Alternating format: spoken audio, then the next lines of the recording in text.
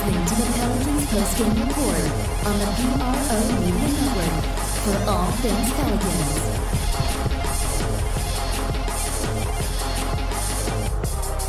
For all things Pelicans, now zoomed into the Pelican postgame report on the PRO Media Network. What's going on, family?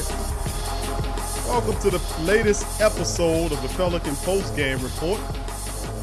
And this one is a very happy episode of the Pelican postgame report. As you can see by the thumbnail, Alvin Gentry has been fired. He's been given his pink slip, as you can see on the thumbnail. He's not happy about the pink slip. You can see that it says this is a pink slip for notice of termination. You violated the terms of services. Get out of here, Gentry. Gentry is out the door. He's packing his boxes. This is long overdue. This guy should have been fired at least a couple of seasons ago, by my opinion. But welcome to the show today, family. We're talking exclusively about Alvin Gentry's firing. As we had a show that we was going to do sometime coming up this week as a preview coming into the season, if possible. But this fits right on in gear. This fits right on in gear. We covered a lot of this early on, and TSC unleashed. So it's good to finally get to a point where we're happy that Gentry's gone. And the truth be told, I think that Griffin should have done this before he came in. When he came in, he should have emptied the cupboards, throw out all the spoiled groceries, all the bad milk, all of the water that you don't have the tab on it. You know, you got the water with not the screw on top, but the ones which you just put the little top on top of the water gallon. You know, you go up in that house and they got water like that. You don't know who drunk out that water. All that get thrown away. All that out the door.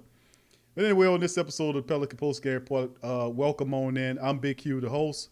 We got DC. He'll be chiming in momentarily to give his analysis. We had Uncle Five or Uncle Mozzie, who was due to come in. He wasn't able to make the show.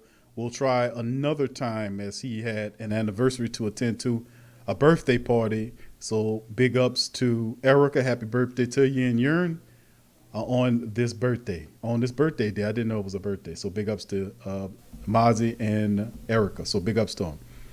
All right, family, coming into this one. As you know, Alvin Gentry was fired. Big up to BR Fitted 225. Dumpster fire. I got you. And DJ Austin. What's up, DJ? Chiming in here. And we'd like to welcome a lot of our new Pelican Postgame Report family that subscribed to the channel. Welcome, welcome.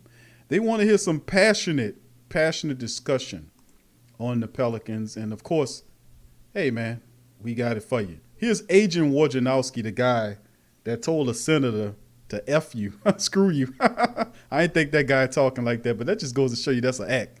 He told a senator to F you in an email. Adrian, don't you have better words than that? I know you can use them big words you're using, bro. But here's what Agent Wojnarowski had to think about the Alvin Gentry firing. Here we go. Dismissal of Coach Alvin Gentry comes after a disappointing performance in the Orlando restart. And now David Griffin in New Orleans gets to go out into the marketplace with a talented young roster to pursue his next coach. Expect Clippers assistant Ty Lue, Lakers assistant Jason Kidd, both of whom have history with David Griffin. Lue won a championship with him in Cleveland, and Jason Kidd and Griffin go back to their Phoenix Suns days. This is an attractive job for candidates with Zion Williamson, Brandon Ingram, J.J. Redick back with another year on his contract. And right now, the Pelicans go into a marketplace with the Chicago Bulls, with the Brooklyn Nets, potentially some other teams who may make coaching changes. But David Griffin now is armed with a roster that is going to be appealing to potential candidates, and that Pelicans search will start right now. Okay, that's Agent Wojnarowski early on, his thoughts on what's going on as he's spanning right to the future of who he thinks are lined up for the job. Let's get into it now. Pelicans, of course, they started it. 65-year-old Alvin Gentry was retired officially from the Pelicans as the team missed the playoffs for the fourth time in 5 seasons. New Orleans with a disappointing 30-42 this season, finishing with just 2 victories in the final 8 games despite the presence of top overall draft pick Zion Williamson and first-time All-Star Brandon Ingram in the lineup until the club was eliminated from playoff contentions. With 2 games left to play, Griffin asserted during the video media conference that a coaching search might have been forthcoming even if New Orleans had rallied to capture the Western Conference final playoff spot. So it was Gentry knew he was on the way out of this thing. The wins and losses have very little to do with it. This is Griffin now. This is really about the process. This is about the shared vision of how we're going forward and what this looked like as we build.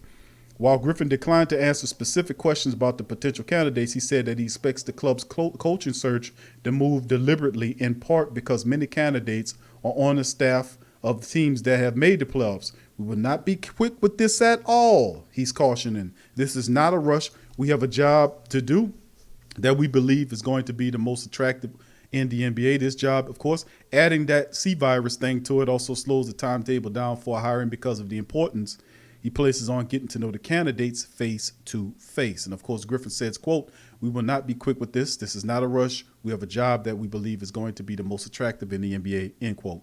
Now, this isn't going to be done solely via Zoom, said Griffin. It is very difficult to find the right voice with the right group of people that have a shared vision. I will tell you that hiring a coach is the hardest thing we can do from a front office perspective because it impacts every single part of your organization, and it has the biggest impact every day on your players and the culture that you're trying to build. It sounds so deep, doesn't it? Sounds so deep. You should have done this when you first came in. That way you wouldn't have to do it right now.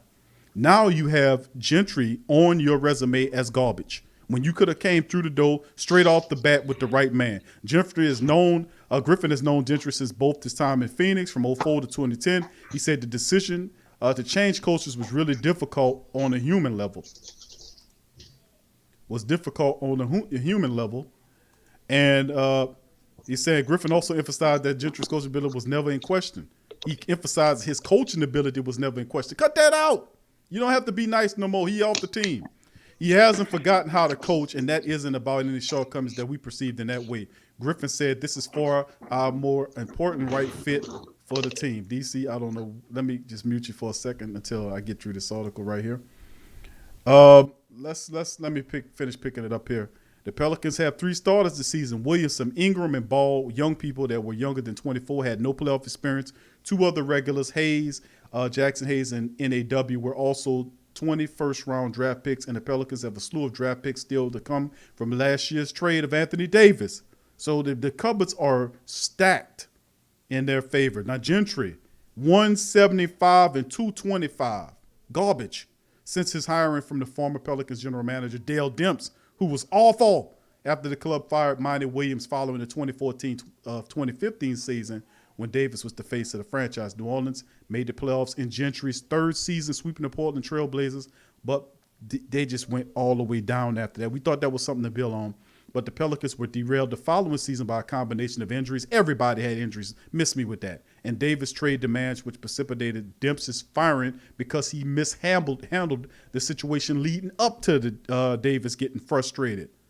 See, we followed this. We know all of this in between. This report obviously is kind of like a nation guy that's touching upon certain things, but not the intricacies. The intricacies, baby. That's the really important thing about this. New Orleans faltered again this season, starting 6-22, and then laboring through a franchise record 13-game losing streak. He should have been fired then. It's absolutely ridiculous. This guy waited way too long, and why the hell are we still talking about Griffin? Griffin is the vice president of basketball operations. Where the hell is the general manager? Where is the general manager? Griffin is in the way. You hired a GM. Let's let the GM get this done. Anyway, Gentry's out of here.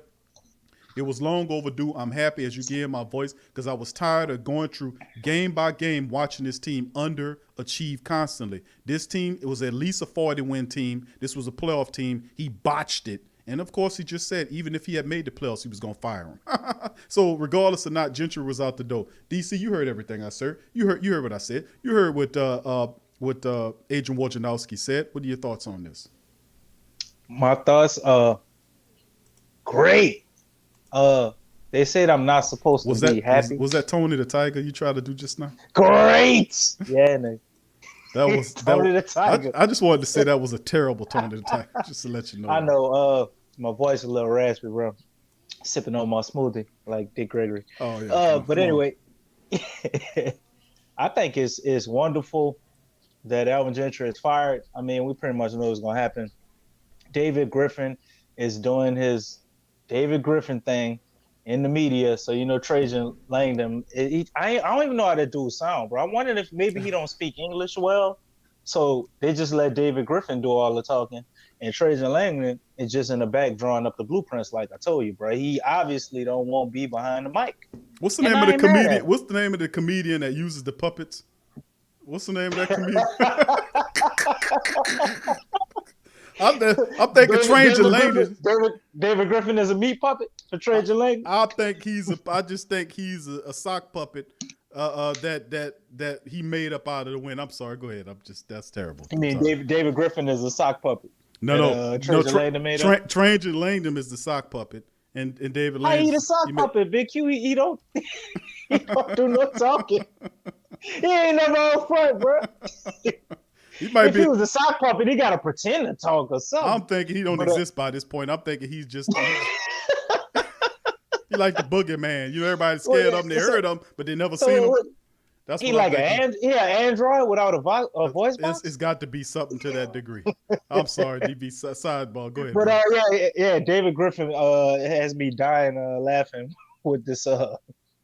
His firing was not about the wins and losses. Oh my goodness! Stop the madness!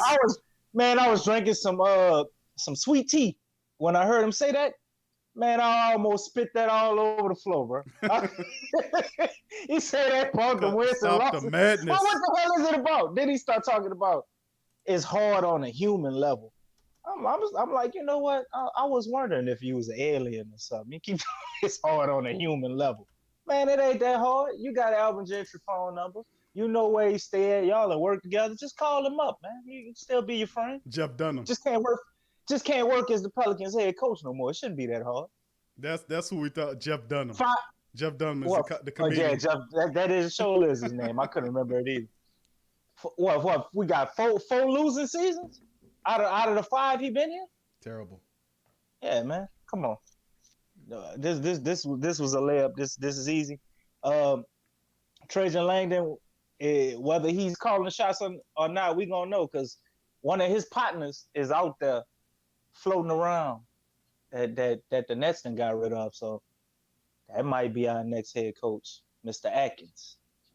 Well, I said that, and Atkins is a dude that has the collegiate experience. He's a very disciplinary type coach, no nonsense coach, real precise to detail. Wouldn't be the popular choice. A lot of people want Mark Jackson. That's the really clear choice. Mark Jackson. But we keep hearing this stuff about Jason Kidd. We keep hearing this stuff about Tyronn Lue. There was also talk about Vaughn from Brooklyn who filled in for Atkinson. There is another guy out there by the name of David Fizdale that I like a lot. There's Jeff Yeager that's out there. That's Becky Hammond. That's with the San Antonio Spurs under the tutelage of the great Greg Popovich. There are several other really enticing candidates out there that would be interesting fits that come here besides a lot of really talented assistant coaches like I've mentioned. So give me your top 3 in coaches. Who do you think fits that top mold? Top 3. Okay, let me think about it. I would say I would go with Mark Jackson, obviously, number 1. I think what he's done, what he's been able to do is bar none. It's up there, man. I mean, when you put it on paper, it don't look like, the top tier coaches, but when you see that team and what they were able to accomplish, and anybody with 2 eyes who watch basketball know that Mark Jackson was there from the foundation and put all that together, man, and helped Steph Curry's career and helped him grow into what he is. Because Steph Curry was always a good player, but I mean, he was a 15-6 guy coming into the league, that grew into what he grew into. So obviously gonna be the number 1 choice. My number 2,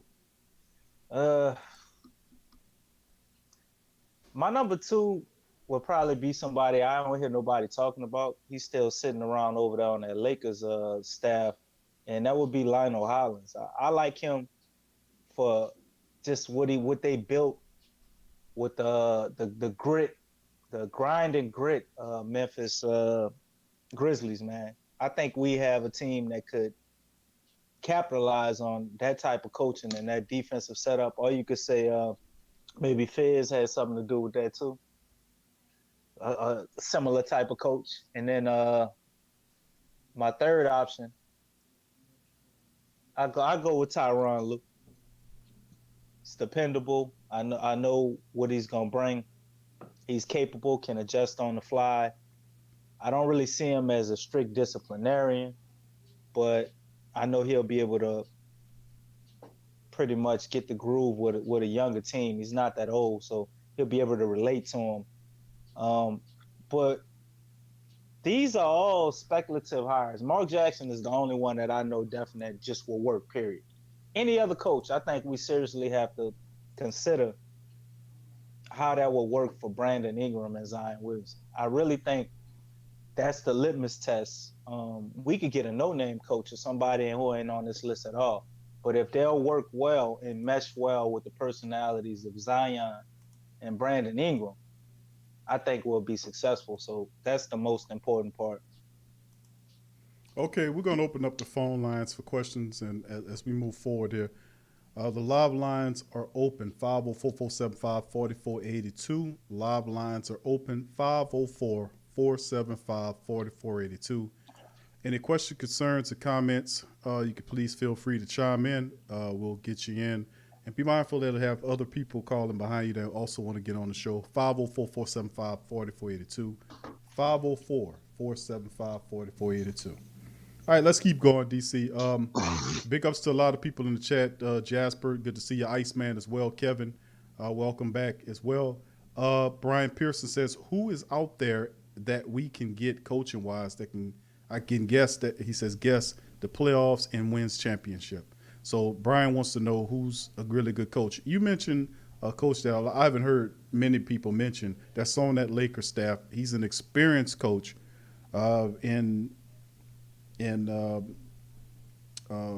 what's his name? We know all too well about Jason Kidd. I don't think the Lakers let Jason Kidd know. Lionel Hollins, Big Q. Lionel Hollins, there you go. Yeah, Lionel Hollins, former Grizzlies coach, is an interesting hire. Even though I think he's right around Gentry's age, but that's a total different makeup altogether. He's a defensive-minded guy that gets you offense off of defense, and I think that's probably the best use of finding a coach that can actually get it in there and get it done, if you know what I mean. I think the defensive first and then offensive second, because this team, like I've said before, and I've said this countless of times, that this team is blessed offensively. They can score with the best of them. I think the issue with the Pelicans have always been with the Pelicans since they've been under Gentry's leadership was the fact they fell through the floor when it came down to the defensive side of the ball. So hopefully that the next hire, and this puts the VP, whether it's Griffin or it's Stranger Langdon, this put these guys on notice right here because they just got in there early this year. They just took on the job, and now you're firing the guy. See, if you'd have done the work before, this kind of taints it a bit. Now the pressure is going to be on him to be able to find somebody, the right one, to right the wrong, because we are even more upset that you should have did this before. So what we were saying, we're validated. We were validated in all of this, and we've been validated in this. We was telling them, why would you do all that change and ship out all those guys, get rid of that terrible, horrible Solomon Hill contract, do all this other stuff, and don't clear out Alvin Gentry. You don't clear him out. But now they finally do, and it's one of those things. 504-475-4482. Questions, concerns, and comments in the chat. What's going on? They needed a scapegoat, man. It was obvious, and Alvin Gentry was already going to get fired.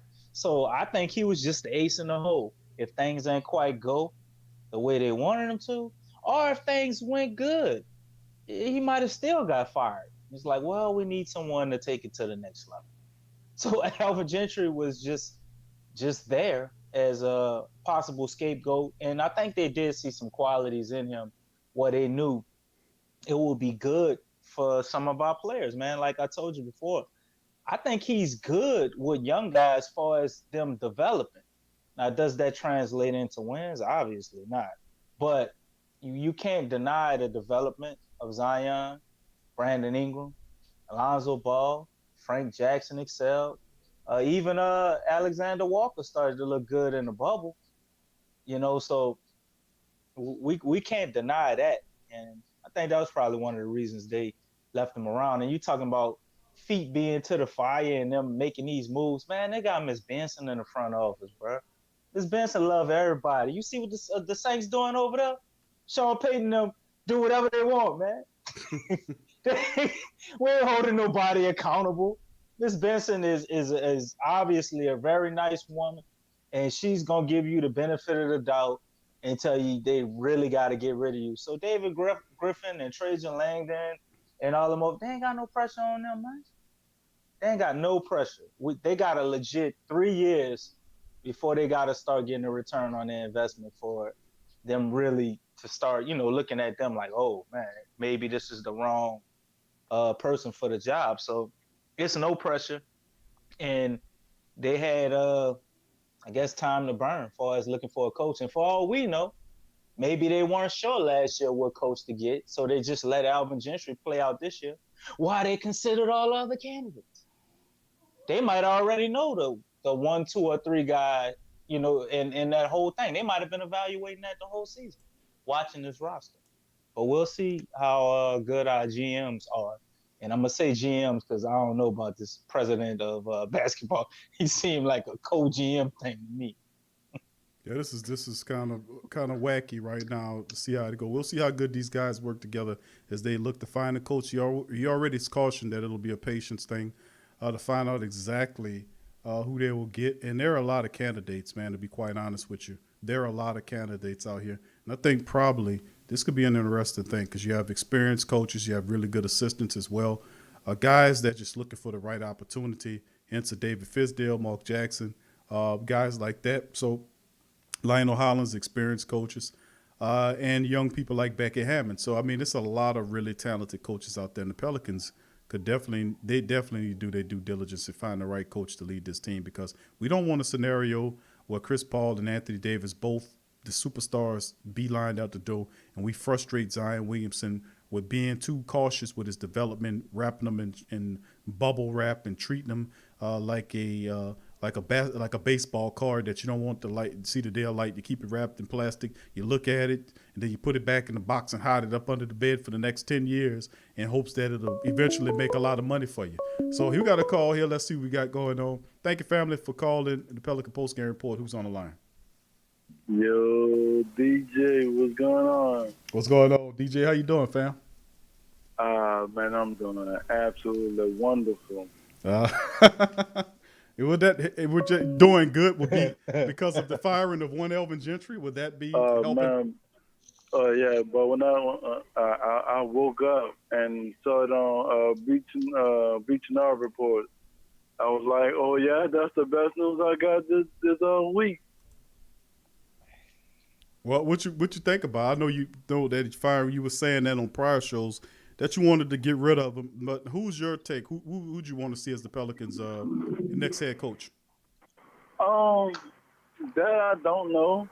I don't really know too much about Jason Kidd. Well, I mean, as a player, man, we all know Jason Kidd.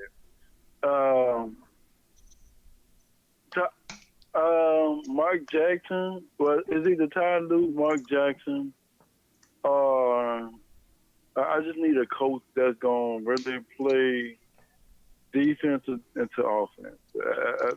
Whatever coach that does that's my winner. But I mean, sound like you on Lionel Hollins, just like I was saying. As far as that, it is what it is. Now, I do got a question. And DC, you can probably answer this one as well.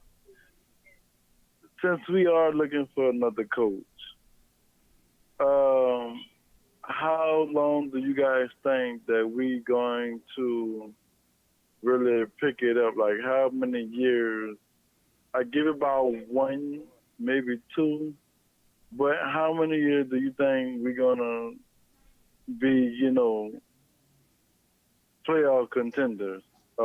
Get into the championship. I guess that if that makes any sense.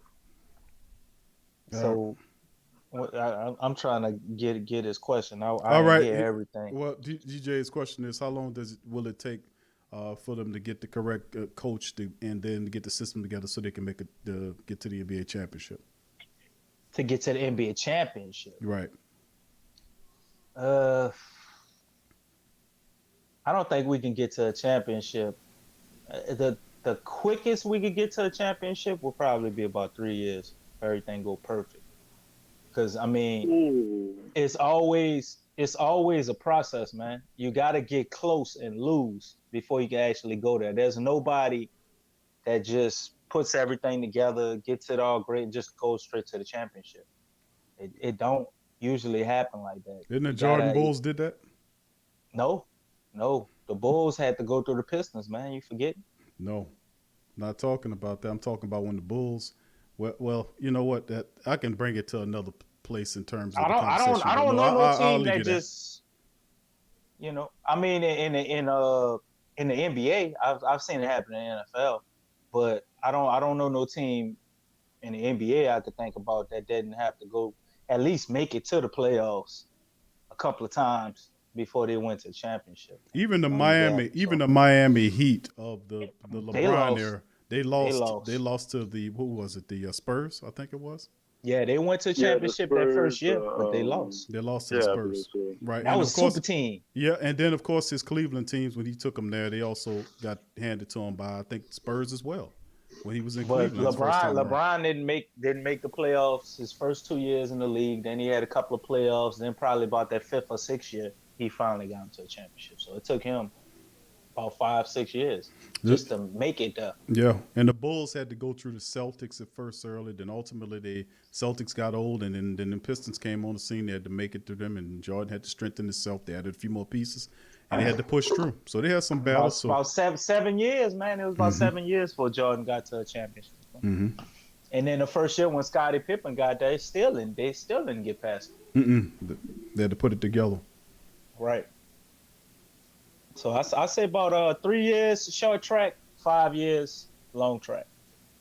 If it ain't either one of them windows, if it ain't happen, Trail said the leaving. Magic. They lost to the Magic the first time. Who? Was it? He said Trail says the Magic was the first time. Who lost to the Magic? He's saying the Miami lost to the Mavericks. Hold on. Yeah, they lost to Dallas in the championship. Go ahead, make your point, bro. I made it already, man. We good. We can go ahead and move forward. I was just saying 3 to 5 years. If it ain't happen after about 5 years, I don't think it will happen with the current change. Because one of the players that we depend on is gonna leave after about 5 years if you ain't make it to no championship. Yeah, that's your window. Yeah, I'm telling you. I mean, Anthony Davis was fortunate enough to give several contracts to the Pelicans in which they failed dreadful. They were too slow on the trigger to get rid of people like Dale Demps, who they just gave it to Dale and let Dale run it. He was totally just ridiculous. Then they even try to get him help. We're too patient with these guys, man. We need pedigree guys at the top, and Griffin is a guy that's at the top. He seems to be a little bit too much control freak for me. We don't see Tranger Langdon. He should have just take the job as VP/GM, get both checks. We don't hear Tranger Langdon. We haven't heard anything about him. I mean, he must be getting mentored by Sean Payton because it's the same thing that he does. He's the head coach, but he calls all the plays. So what the hell does Pete Carmichael do? It's the same, almost the same scenario. It's amazing, absolutely amazing. But we're not behind the scenes, man. We don't know what goes on. Big Q, Trajan Langdon might really be the brains of the whole thing. David Griffin, to me, is just very good at talking and twisting words, man. He's a verbal linguistic gymnastic because he says stuff and it's like it sounds good, but when you really dig into it, it's like, man, this man told me a whole bunch of nothing. Just like Sean Payton. Okay, thank you. DJ, you got any more questions? I know y'all probably haven't mentioned it, but what about Boston Celtics coach? You talking about the Celtics coach as a potential coach? Is that what you're referencing? Correct. Brad Stevens as the coach. Is that what you're saying? Correct. I don't think that happens, man. Boston's not going to depart with Brad Yeah, Stevens, man. why would they get rid Yeah, of Brad Stevens? Brad Stevens Danny Ainge had the vision to go and get that dude and bring him in, and that was a really good move. And they've done a terrific job of drafting and how he played. The guy is a really this guy in 10 plus years, this guy's gonna be excellent, man. So just give me a second, DJ. Got another call on the line. Fallon, thank you for calling the Pelican post game report. Who's on the line? How you doing, Trail? Trail, what's up, baby? How you doing? Oh, I'm doing all right, man. I'm doing okay. All right, Trail. Give me a little bit, bro. We got DJ right ahead. As soon as DJ's done, bro, I'm gonna put you on that. So if you don't mind, just mute your phone right now. I'll come right to you. Okay. Thank you, brother. All right, but that's the answer to my question. I don't think Brad Stevens goes anywhere, DJ. The Celtics wouldn't dare let him go, man. Y'all take care. I'm going to listen to the show. Great. All right. All right, DJ. Appreciate you, bro. Thank you for your call, DJ, for chiming in, man. And won't back down either, brother. All right, Trail, you there, baby? Yeah, I'm here, brother. What's going on? I'm good, cuz. I'm good. And here talking Pelicans, bro. The Pelicans able to make a move, make some stuff happen, bro. What's your take? I was shocked. I didn't even know that until tonight. Did you not? I didn't know it till tonight. No, I did not. It wasn't. I guess it wasn't a big story. I didn't even. I was shocked to hear about it when I was checking you guys out. I'm like, this was fire. What? That's when I went on to the bleach court, and when I seen it, I said, wow, I didn't know that. Mm-hmm. Didn't know that. But my thing is, what type of coach do you find? Do you go find somebody that fits Zion Williams or Brandon Ingram? If you're looking for a hire. Well, I mean, to me, if you're looking for a coach, whoever they bring in, it's got to be a guy that's going to have to get Zion Williamson and Brandon Ingram involved in whatever schematic he's going to do, because truth be told, everything's going to work through those guys. And you have listen, the Pelicans are not a bombed out, destroyed, team like the New York Knicks or somebody, just a bunch of a combination of guys that don't fit together, and veterans and journeymen, just because you ain't want to spend no money. No, actually the Pelicans really came out well against with the AD trade. They got Zoe Ball, even though Zoe's not playing good in the back end of the season early on in the season, he looked really well. A lot of people not being fair to the man. But he's still there and he's still under contract. JJ Redick is still under contract. Drew Holiday is there.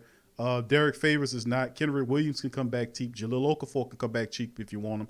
And there's still pieces there. Nico Melli, there's Didi from across the seas. That was a second-round draft pick. The Pelicans stashed in Europe. He's turning to be a pretty good little player, a 3D for the Pelicans, could shoot the three and play defense.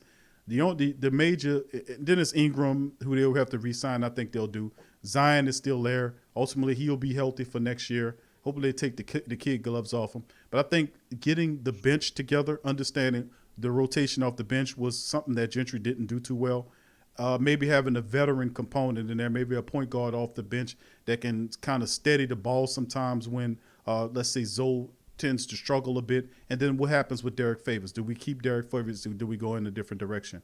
But the type of coach I would look for, it's got to be a guy that could teach that defense.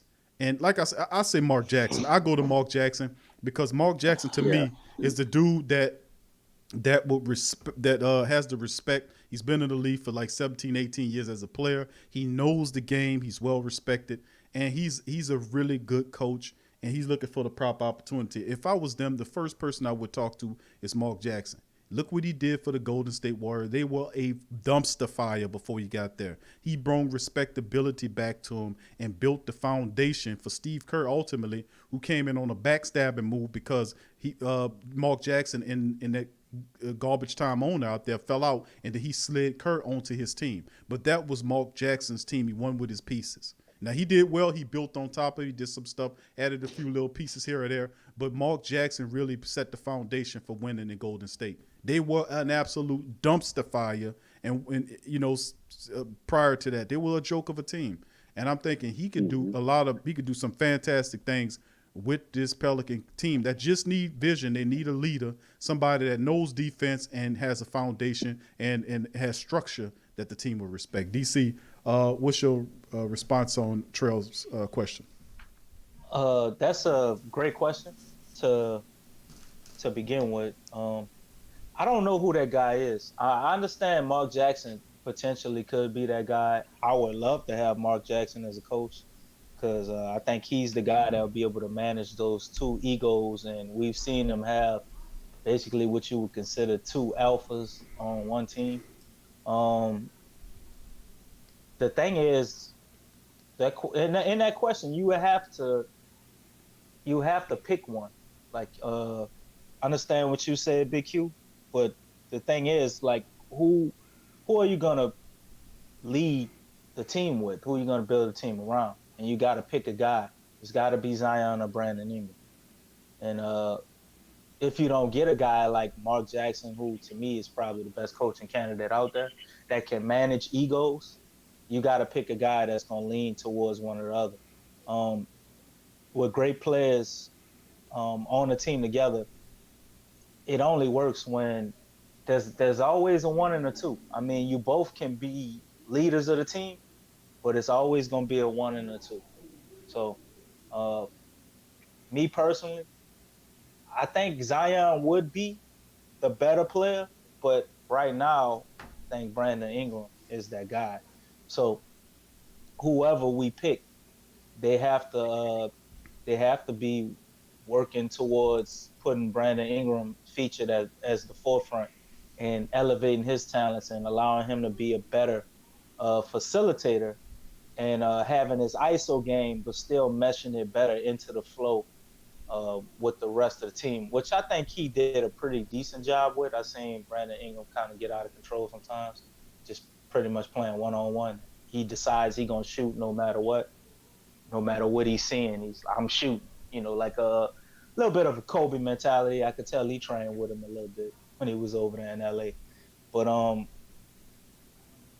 if we can't get Mark Jackson, I don't know who that guy will be, man. There's so many wonderful candidates out there, like the guy with the Nets. If we could get him, he seems to have them playing very well. Atkinson. Man. I mean, that team.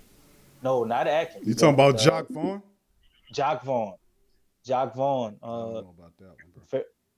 Well, I mean, he's got him playing. Did you not see Brooklyn in the bubble? I don't care about the Brooklyn bubble. I'm talking about the Pelicans, man.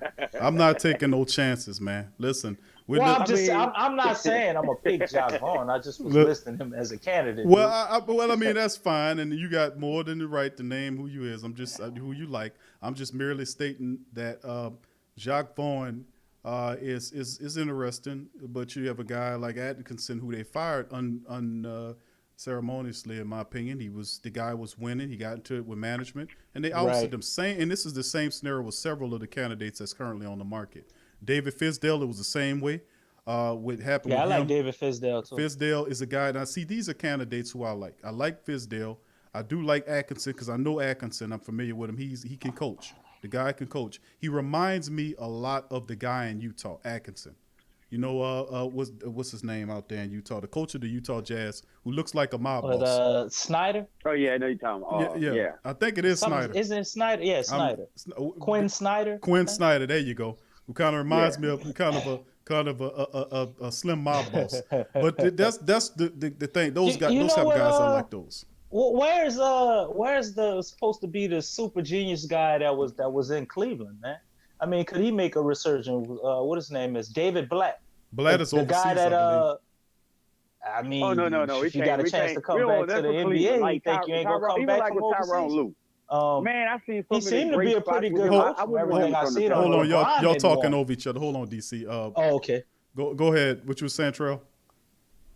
Oh, my bad, DC. I couldn't hear him. What I was saying with even with Tyronn Lue, I see a lot of people want Tyronn Lue. With Tyronn Lue, I didn't see him coaching. I saw LeBron James coaching that team. And when they had a lot of breakdowns and a lot of mental things go down in Cleveland, I didn't see him as a leader. I seen him as more of a, he was going through some like personal mental pause or something. And every time it was something that was going down bad in Cleveland, I didn't see him be the leader to step up with all them different egos they had there. So I don't think, listen, Brandon Ingram is not one. Hey, he got a little rough side to him. So, and if things don't go the way Brandon Ingram want it, Brandon Ingram's gonna talk. He gonna get off on it. He gonna talk about it. So, I don't know if you want. I don't know a guy like him. Then you got a guy like Lonzo Ball, in Cleveland. I mean in New Orleans. I don't know if Tyronn Lue fit this team. Not this team. It's he got to show me enough. He didn't. I guess what I'm saying is he didn't show me enough as an NBA coach to say that he deserved that job. He didn't. All right. We had an issue right there. Look like everything's been taken care of, family. DC, are you still with us?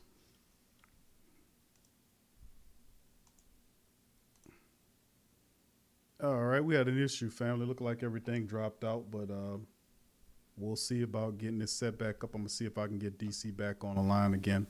Had a quick breakdown there, but look like we are back at it again. Once again, DC, are you with us, sir?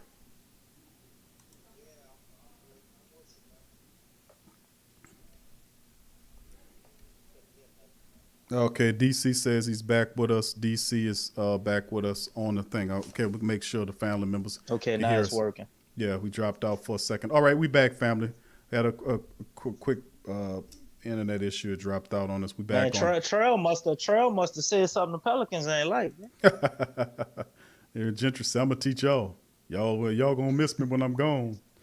But just to answer that, Trail, if you want to finish your thought, feel free to give us a call back, bro. We'll get you back on there. Any other calls, 504-475-4482. It's 504-475-4482. 504-475-4482. Call in the chat.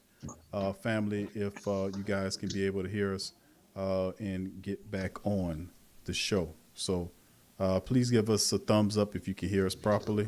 Just making sure. Please give us a thumbs up if you can hear us.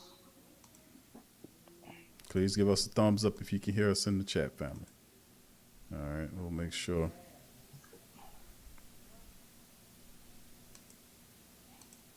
All right, we'll make sure. I'm not completely sure everybody picking us up here. Make sure the family members are picking us up. Please give us a 504-475-4482, family. Live lines is open. And let me make sure everybody's tuned in here. Just give me just a second here. Okay, that should let you know everything we need to know right there. Make sure the family members are picking us up. All right, there it is. So we are indeed. Okay, let's move on to the next call there. All right, family, thank you for calling the Pelican Post Game Report. Who's on the line? Hey, Q, how's it going? How you doing, my fam? How you doing, brother? Doing good, man. This is Van Ward, Doc. I'm sorry, bro. Say your name one more time. Had some noise behind you there. This Van Ward. Oh, Van, how you doing, bro? Doing good, Doc. Good, doing bro. Good, man. Oh, everything, bro. We're good. I'm doing good. Gentry gone, brother. How you feel about it? Yeah, and honestly, man, I'm kind of glad in a sense. I wasn't completely sold on Gentry, but I thought he might have been good for Zion coming in. I'm really hoping that they give Mark Jackson a chance. I'm really hoping that they do that for Mark Jackson. I think Mark Jackson will be perfect for the Pelicans and what he does. And I'm hoping that they don't actually trade anybody either, though, Q. I really hope they give them guys a chance to do a full season together with no big injuries or anything like that to really give them a chance. I know Lonzo doing bad right now, but at the same time, man, I think if they had the chance to gel for a minute, I think it would kind of help them out, though, and get a new coach that'll help them to gel together too. Yeah, well, Van, that's a good sentiment, bro. Who do you like? Who do you think will be one of the coaches that fit the criteria you just spoke about? I really think Mark Jackson will be a good. You said Mark Jackson. Good piece. Okay. I really think Mark Jackson will, because he was kind of in that situation already with Curry and them just coming in, so he already understands about the young guys, the young cats coming in like that, and he had success with that. I think he got a raw deal over there at Golden State, but I really think that Mark Jackson could do it. I'm not sold on Kidd because Kidd hadn't really showed me nothing, man. People keep throwing Kidd's name, and they were talking about that earlier on ESPN. They were talking about how it feels like it's a coaching carousel, man. These same coaches that get fired for not doing good go to another team and still don't do good. And I think Jason Kidd may be one of them same people like that to me, man. Tyronn Lue, I think he might be okay too, but I think Tyronn Lue needs veteran people. I don't know if he'll be able to do good with young cats like that though. That's my only thing with them though. But I really hope that they, because Mark Jackson said he don't mind coaching. He wants to come back. So I think he has the right mixture, that he's not too old like Gentry where he can't relate, but at the same time he's not too old like Gentry where he can't relate, but at the same time he got a coach in mind too though, that'll get them guys together, because he went through it already in Golden State. Yeah, I think he's a far better communicator of balanced basketball principles. I mean, you have to be, if you think about it. He's a very successful commentator on a really big network, and he does really well at communicating the game to novice followers of the sport. So, I mean, for him to break it down the way he do, the communication aspect is key. Because communication, if you can't communicate the principles, you really walking backwards, and that's what Alvin Gentry did. You know, he 5 years, 4 losing seasons, and it just fell apart for him. And he showed me, and I agree with your unique view. Thank you for that. He said Gentry is a weak coach. You know, he was a weak coach. He bowed and scraped because he know his time was short. He didn't stand up. Like, he should have stood up to Griffin a few of those times when Griffin was challenging him with Zion Williamson. I mean, that, you know, he was saying the medical staff, it couldn't have been. He set out for several months. I mean, what was, you know, that was just, none of that made sense for him to start off with 15-minute restrictions. Right. That should have been challenged when you know your job's on the line. You know, either give me the minutes, push the minutes as far as I can take, or you can have your goddamn job right now. You know, I mean, come on, man. Come on. Yeah, give me the tools that I need to do my job. You know what I'm saying? If he's one of my tools that I need to do my job, then yeah, give me all the tools that I need though. But I had never seen Gentry with my only down thing on Gentry was when he was with the Suns, that was a veteran team. Like that team that he took, that was a veteran team. I've never seen him with young people, with young cats. So that was the only thing I was kind of iffy when they did the whole trade with Anthony Davis, and I knew he was getting all these young cats back.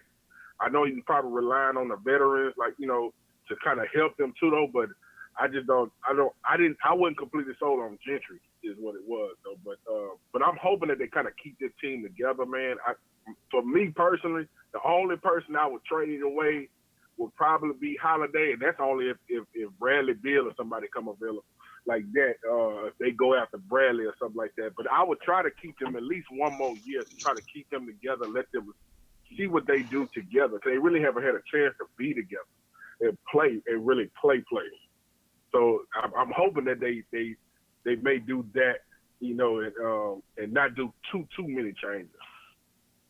Well, I mean, I feel that I've echoed those sentiments, Van. I really do think that they should try to hold this team together and probably add a few things. And then the thing is, I know GM Kev doesn't like Lonzo Ball. A few people doesn't like Lonzo Ball, period. But imagine playing with Alvin Gentry as your head coach. He's not inspiring these guys in the way they're supposed to be inspired. He's not relating to them. And look what, you know, and you've seen what Zoball's potential was early on in the season. It's not like he was stinking the entire season because he couldn't perform. They didn't inspire him to win in these games. That falls on the head coach not having his team ready. And by the way, this team didn't have any real injury issues or problems. They didn't. The only person they were missing was Zion Williamson, who they kept bubble wrapped. But they still could have won games without Zion. They were deep enough to do it with the right rotations. He just did not have the imagination to do it. DC, what you think about Van's points, man? I couldn't hear a lot of them, to be honest, man. I did hear you talking about Lonzo Ball and things after. Well, Van's man sentiment is that he would like to keep the team currently constructed together and maybe accentuated here or there with a few pieces there and a proper coach. How do you feel about that? I agree partially. My only thing is, and it's a tough decision, But Derek Favors, to me, we got to do something with that center position because I don't think it's any way that we can improve upon our defense without finding an anchor, a guy in the middle of the defense that people fear, at least enough to try to spread us out or something because he's just wreaking havoc on the block. Like, we need that guy. That's what's going to improve our defense. So from that standpoint of talking about him, I agree. But I heard you talk about the Lonzo Ball thing, and I got stuck on that, man. Alvin Gentry, yeah, another coach, but I don't care who you are and who your coach is, man. There's no excuse for you scoring 5 points a game as the starting point guard putting up 30 minutes, man. I can't give him a pass on that, No, bro. I'm not giving him a pass, but he did break out that in the games after, though, DC. He did break out of it, but I'm saying that's a he part broke of it. out that one game, but that make it even worse to me because that should have happened after the first time you did that. I mean, all it should take is one game of scoring 2 points. He had a game where he scored like 2 points. He should have broke out that next game. So Lonzo Ball, to me, has some growing to do, some maturing to do. I do think he works hard. I do think he wants it, and I do think he'll get there. But seeing that, I don't know. I don't know if we could depend on him in the clutch, man. Like, for you to collapse the way you did when the stakes were at their highest, kind of left a bad taste in my mouth. And I like Lonzo Ball, man. I never was one who thinks we should get rid of him or like talk down on him. I think it's a lot of things he needs to improve, and it's frustrating. And he's such a topic because it's obvious he has all the talent. All of his problems are mental, and he needs a little bit more skill in certain areas too. So can Mark Jackson do that? Like Van was talking about Mark Jackson. He likes the Mark Jackson pick. What does Zoe Ball look with Mark Jackson's instruction is what needs to be said. Because there's a lot of chatter about them trading Zoe Ball somewhere for whatever. And I don't think he's going anywhere, man. I just don't buy into that. I'm sorry. Nobody ain't gonna give us what we would want for him. Like, if you're not talking a first round pick, like I don't think nobody gets him. Well, but Mark Jackson, like, I think hold on, definitely. Hold on, bro. I was gonna say I almost feel like we kind of stuck too with Zoe because if you get rid of Zoe, that means you got to keep Holiday. You're gonna have because you don't have any other people that can handle the ball and distribute the ball right because you can't really get rid of Holiday because you ain't completely sold on Zoe. So it's almost like they need to maybe pick up another veteran point guard or somebody who can be able to distribute the ball at least enough and shoot enough to where you could get rid of one of them. Because if you get rid of one of them, that's going to make Drew Holiday. If you get rid of Zoe, Drew Holiday is going back to point guard because you don't have nobody else. If you get rid of Drew Holiday, go back to point guard, big brother. Then you kind of forced to be stuck with Zoe. Yeah, but and so.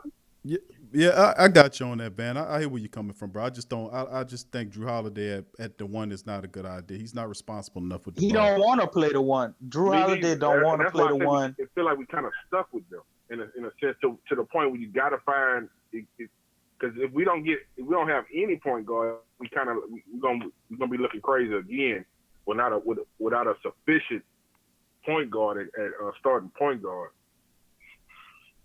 Go ahead, DC. Yeah, Drew Holiday ain't gonna be at the one for a fact. He don't want to play the one. That was the whole reason in us getting Rondo, and they had that whole thing going on way that was like 3 years ago. So him at the one ain't gonna happen. I think you could get rid of him or Lonzo Ball, and you gotta find somebody. Obviously, like you're saying, but you got two guys. Frank Jackson is a free agent.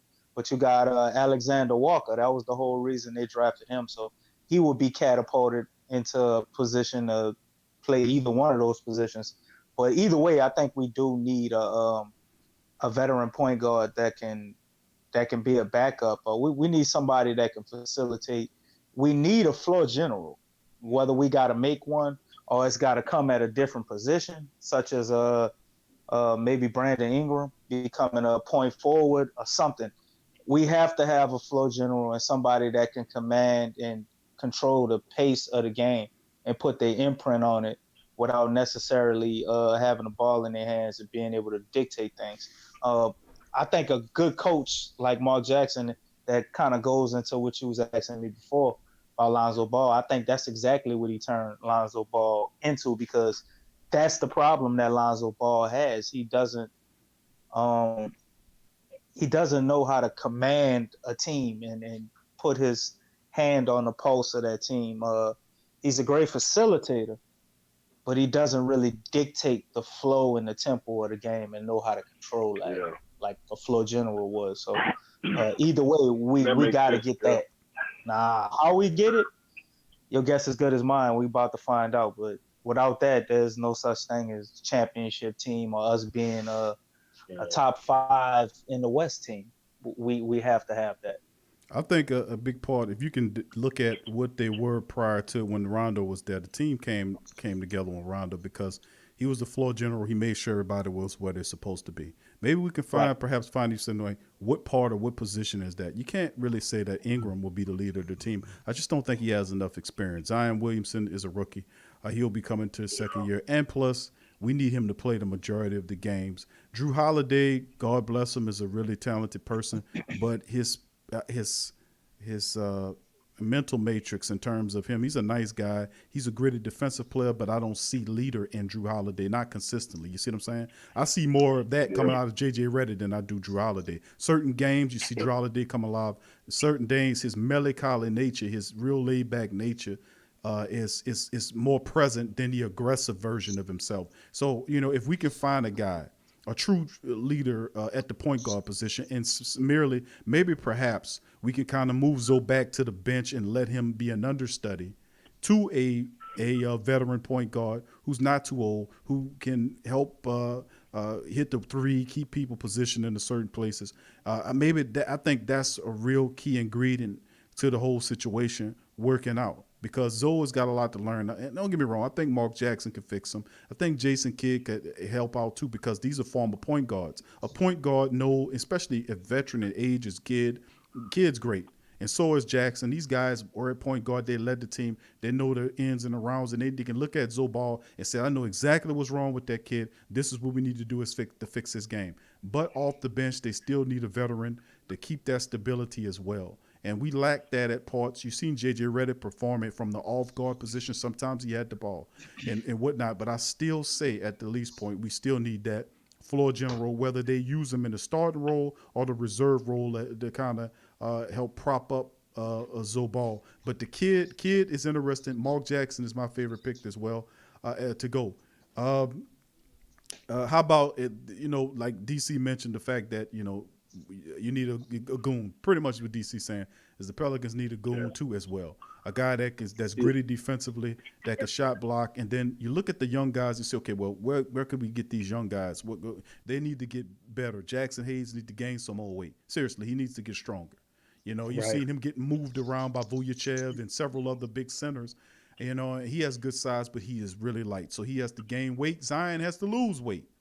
So, I mean, we have some things to move around in here. And I think with the right coach, the respected coach, to kind of, get in there and headbutt, if you will, with a control freak like Griffin and kind of force him to stay on his side. Listen, you stay over there. I got this and here over here. And I think we can work some of this stuff out because like DC astutely mentioned the fact that he thought that this was set up for Gentry to be the fall guy. You know what I'm saying? And, maybe it was a little laziness in there that you didn't want to go full blown and go and find a necessary coach. You wanted to ride with Gentry because that was the easiest thing to do. Besides, the owner liked him. But we knew it all was the wrong thing. I knew it. And then, of course, they said that he had to make the playoffs to keep his job. Now, I just read to you recently, when he fired him, he said, we was going to get rid of him anyway. So what is it? He started to show hold up. Wait. Where'd you hear that part? I just read it before. That was from the NBA.com, player. I just read it when the show started. So he said he was going to get rid of him was going to get rid of him anyway. I didn't even hear that. And that's exactly what I said, He man. said that. Whether he did good or he did bad, he was out of here. Get rid of, but that wasn't the case prior to that reading said. So if you were going to get rid of him, why didn't you fire him right after you you got the plus. Why are you so late with Well, these movements? It's real which is real because curious here. they didn't want to win. Yeah, because he Like said it I wasn't told you, about this is wins supposed and to be a losses. developmental That it year, was about a total and thing. was our guys talking, man. Go ahead. What you saying, TC? You said me? Yes. What you Oh, stopped okay. talking. I was saying, yeah, I heard something in the background. I Nah, thought we still had Homeboy on the phone. yeah, Van he was still listening. Go ahead. Yeah, I was saying I think this was his developmental year, and they wasn't really anticipating on winning, man. And they were trying to build a roster up and start to build around what we already had, seeing our core, and kind of doing what they did. And in the bubble, to me, is like, man, I wonder if they really don't want to win, because it's obvious we wasn't gonna be able to do what we need to do without Zion. It just wasn't gonna happen. And the way that they handcuffed him was very confusing to me after they talked about how great he looked and he done all this working with his stepfather, and he's really improved. He lost all this weight. He disappears for 2 weeks, and now it's like, oh well, you just can't go out there and just be in basketball shape and all. I'm like, what?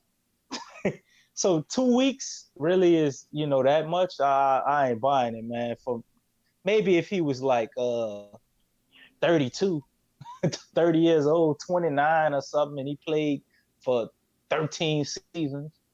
Even then, I mean, it's still like kind of weird. But a 20-year-old, like, he can't get out there and run. So looking at that, man, I was wondering if they really didn't want to make the playoffs. And that will fall in line with the whole Alvin Gentry thing. You don't really want him to be successful, because if he was successful, then and you get rid of him, that looks bad. So if you already knew you were gonna fire him, regardless, you didn't really want to be successful.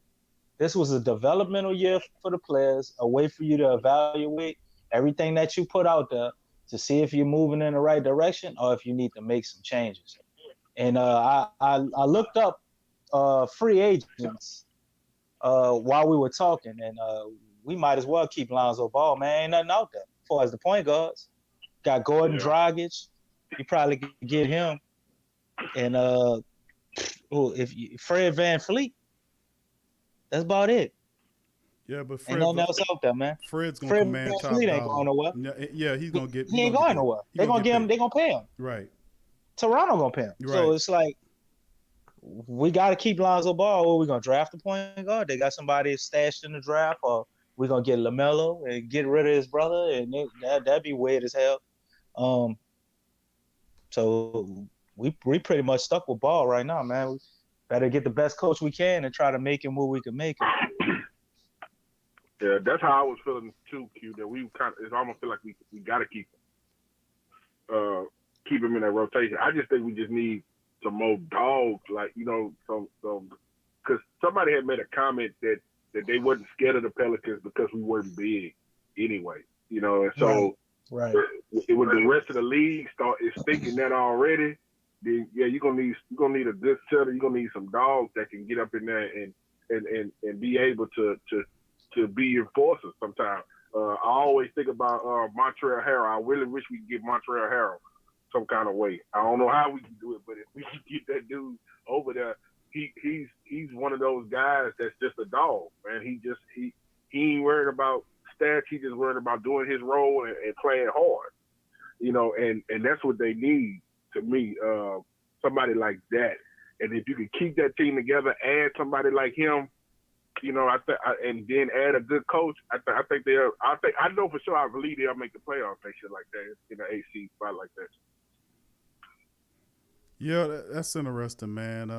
Montrezl Harrell, he is a guy. He's a really talented player, man. He can play a multitude of positions. He had the right mentality. He can score the ball. I mean, he's tough. I mean, it's a lot of things. I just don't know if the Clippers will let him go, man. The Clippers. Yeah. I don't know. That's the thing. Perhaps they will. We'll see how it shakes, because it's a lot of things to think about. And there's a lot of stuff we can do, and I hope they don't just stick to like free agents, because they got enough cash say as far as picks and as far as people here and there that they can give up to get somebody like that. So I hope they don't just kind tie their hands up and think they can't, but when they really actually can, man, they got a lot of prospects to do some things. Well, I mean, the only piece you can I look at really that is a tradable piece, and we all know who it is Drew Holiday. Whether or not he will be a guy that the next coach sees, or if he's in the vision of the future, he is the main component between the younger talent like Brandon Ingram and Zion Williams, who's obviously the future of the team. He's attached to the old guard, so to speak. You know, he was supposed to be paired with Anthony Davis, and it was supposed to be him and other pieces that were able to carry the Pelicans to respectability. Of course, that didn't work, and that was part of the old model. So how does he fit in the plans as well? That's a part of the old model. The next move might not include Drew Holiday. That's a part of it. And I wouldn't be surprised if it isn't either, by the way. DC, what you think about that? I 100% agree. And then I look at my GM, man, he lies about everything. So and the guy just got here, DC. Damn. He a liar, man. Like he's always saying stuff and then backtracking. I told you he's a verbal linguistic gymnastic. He's talking and he finds a way to say it wasn't this and it wasn't that and and it was exactly what you thought it was. So when they was saying they was shopping him, they probably was shopping him. And oh no, we would never do that. We weren't shopping. Me and Drew talked about that the other day. They didn't get the deal they wanted to get. So he's a liar, DC? Yes. Triple yes. Dave Griffin is a liar, dude. Like he said they firing Alvin Gentry wasn't about wins and losses. Come on, man, that's a bold-faced lie, man. All right, maybe you know what? Maybe he was telling the truth. Maybe it was more about the losses than wins, right? Okay. Would that make him be telling the truth? Well, there's no way you can. It was about the losses, bro. But it wasn't about the wins.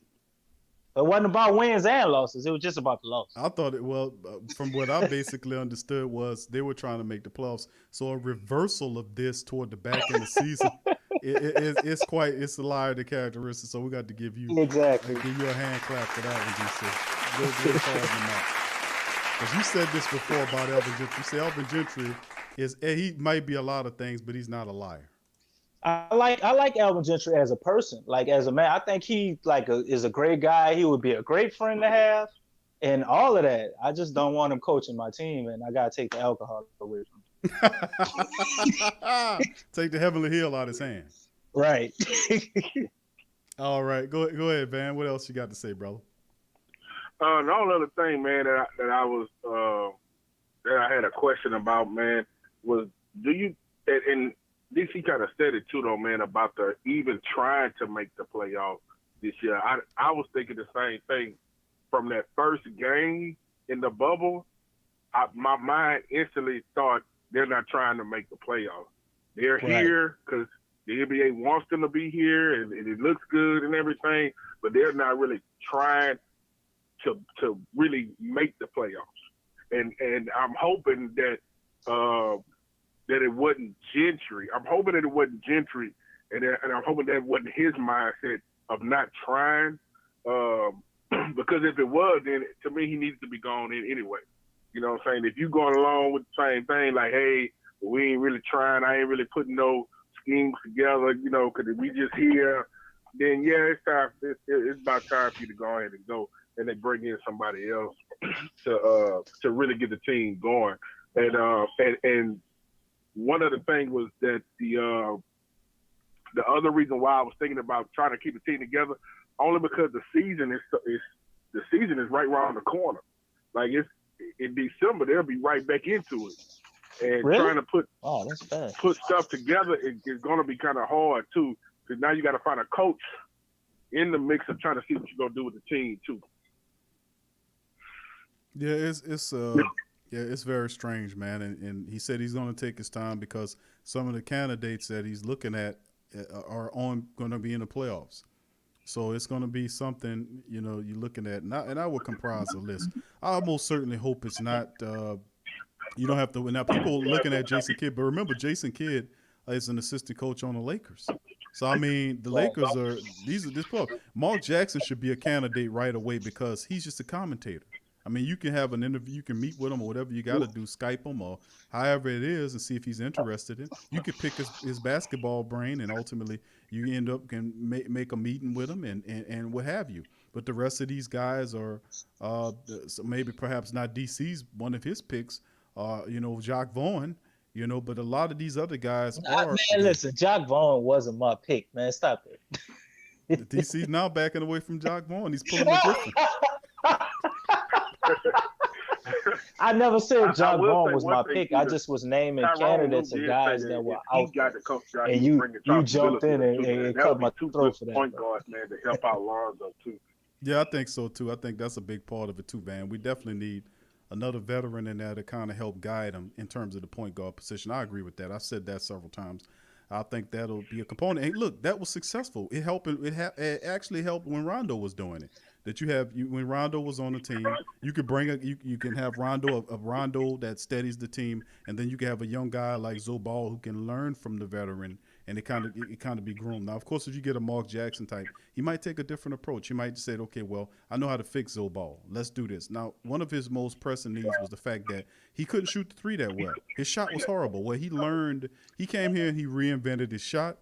He was able to then do better there. He has the handles. We know he can play defense, and I think that a guy like Jackson can't fix him. I don't think he's that much bad off where you got to ship him and then draft another guy and start all over again. I think you can fix Lonzo Ball. He's not unrepairable. He's not a whatever. I mean, we can be patient with this with a cretin like Alvin Gentry. We can be patient with this guy. This guy is showing me he can play, man.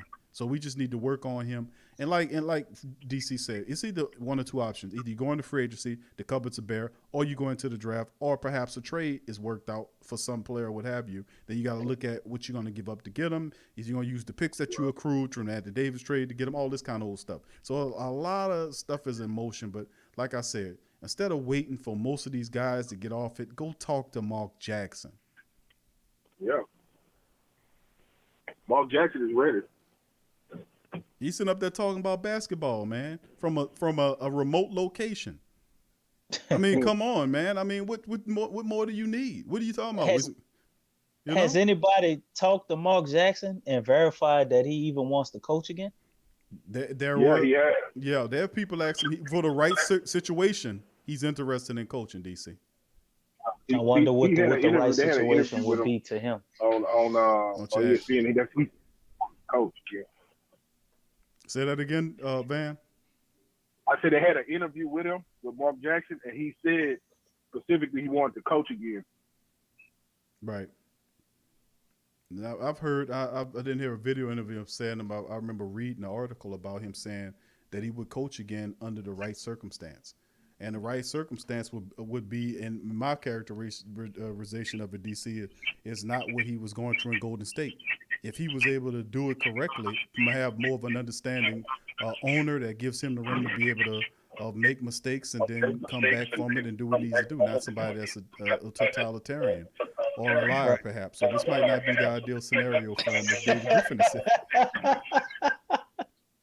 David Griffin is a smooth liar, though. I think he'll let him at least be comfortable and like kind of do smooth it. criminal, like Michael Jackson. Is that? Yeah. He's very smooth, man. He uses his lies as strategy, much similar to Sean Payton. I'm pretty sure they get along pretty well. Maybe they hate each other because they might be exactly alike.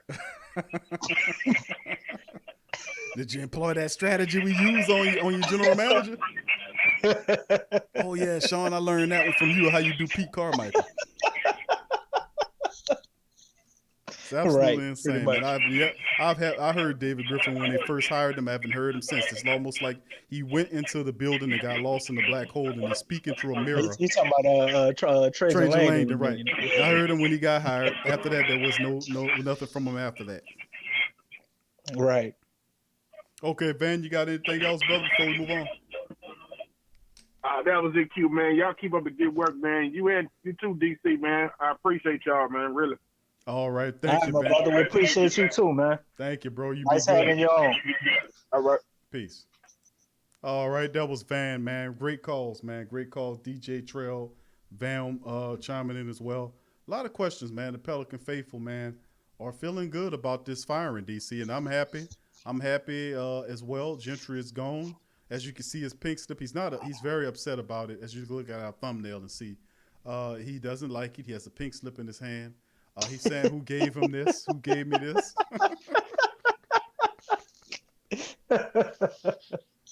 He is very upset. But too bad, Alvin Gentry. I don't think Alvin Gentry was that upset. I think he already knew it was coming, man. I mean, he made a comment about coaches that lose 13 games in a row don't usually keep their jobs. So way back then, he knew. The hammer should have fell in, DC. We knew he should have fell in. I wonder what, that's one regret I have. I wonder what the team would have looked like if we would have got rid of Alvin Gentry during that, and then let one maybe somebody else take over. He also made. I wonder, man. Well, he did also to throw this in there, DC, and add this into your thought base that he also would be considering candidates inside as well. Chris Finch. Mm-hmm. Chris Finch is also internal candidates that he's looking at as well. Chris Finch as well as Jeff Bezadelic. What do you think about that? What about our shooting coach?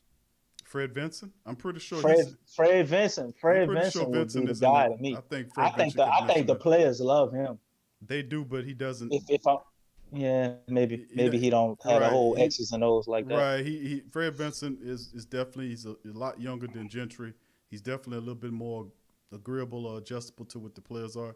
But as far as his coaching experience, would you take the chance of putting Fred Vinson in there after getting rid of Alvin Gentry? I mean, that's